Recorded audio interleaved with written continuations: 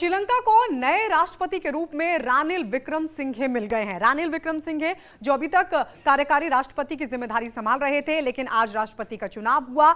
यह पहली बार था 1978 के बाद, यानी 44 साल में यह पहली बार था जब जनादेश के माध्यम से कोई राष्ट्रपति नहीं चुना गया, बल्कि सीक्रेट वोट के माध्यम से राष्ट्रपति चुना गया है। रानिल विक्रमसिंघे जो अब श्रीलंका के नए राष्ट्रपति होंगे, उनको 134 वोट मिले हैं। आपको बता दें 225 सदस्यों वाली श्रीलंका की संसद है, जिसमें जीत का आंकड़ा 113 चाहिए था, लेकिन वोट मिले 134 रानिल विक्रमसिंघे को। दूसरी तरफ जो सबसे मजबूत दावेदार माने जा रहे थे दुल्लास अलरूमा, उनको महज 82 वोट हासिल हुए हैं।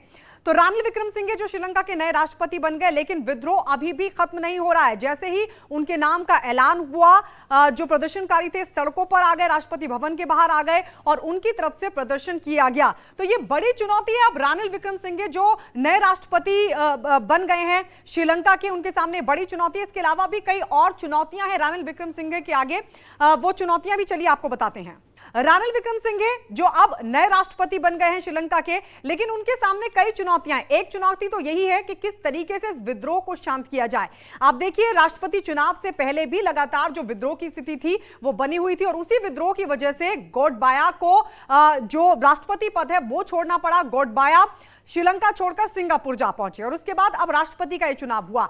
लेकिन 44 साल बाद जिस तरीके से सीक्रेट वोट के जरिए राष्ट्रपति का चुनाव हुआ है, रानिल विक्रमसिंघे जिनको चुन लिया गया है नया राष्ट्रपति, अब उनके सामने चुनौतियां कौन कौन सी हैं, आइए वो अब आपको बताते हैं। पहली चुनौती तो यही है, जो उनके राष्ट्रपति बनने के बाद भी विद्रोह की स्थिति बनी हुई है, उस विद्रोह को खत्म करना। यानी जो प्रदर्शन लगातार जारी है, उस प्रदर्शन को किस तरीके से खत्म किया जा सके, उस प्रदर्शन को किस तरीके से रोका जा सके, यह एक बड़ी चुनौती है। दूसरी बड़ी चुनौती है राजनीतिक तौर पर भी। रानिल विक्रमसिंघे के आगे बड़ी चुनौती यह भी है कि कैसे श्रीलंका को एक मजबूत सरकार दी जाए, एक स्थिर सरकार दी जाए।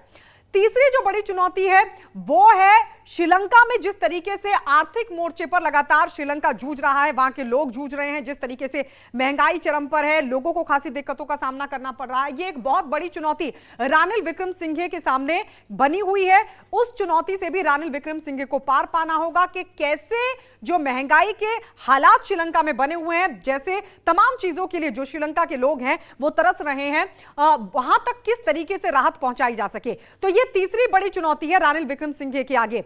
चौथी बड़ी जो चुनौती है रानिल विक्रमसिंघे के आगे वो है कि श्रीलंका की जो आर्थिक मोर्चे पर जो स्थिति बनी हुई है, जो राजनीतिक संकट श्रीलंका में पिछले कई महीनों से लगातार देखने को मिलता रहा है, दुनिया में उस स्थिति को किस तरीके से सुधारा जाए, किस तरीके से जो श्रीलंका की इमेज बनी है उसको साफ किया जा सके, उसको सुधारा जा सके। यह भी एक बड़ी चुनौती श्रीलंका के सामने अब होगी, रानिल विक्रमसिंघे के सामने होगी, जो नए राष्ट्रपति बने हैं श्रीलंका के। और अब यह भी जानकारी मिल रही है कि साजिद प्रेमदासा, जो कि वहां की मुख्य विपक्षी पार्टी है एसजेपी, उसके जो नेता है साजिद प्रेमदासा, जिनकी तरफ से पहले तो राष्ट्रपति पद के लिए वो उम्मीदवार थे, लेकिन उसके बाद वो चुनाव से अलग हो गए थे, उन्होंने अपना नाम वापस ले लिया था। लेकिन अब ये जानकारी मिल रही है कि साजिद अब श्रीलंका के नए प्रधानमंत्री हो सकते हैं।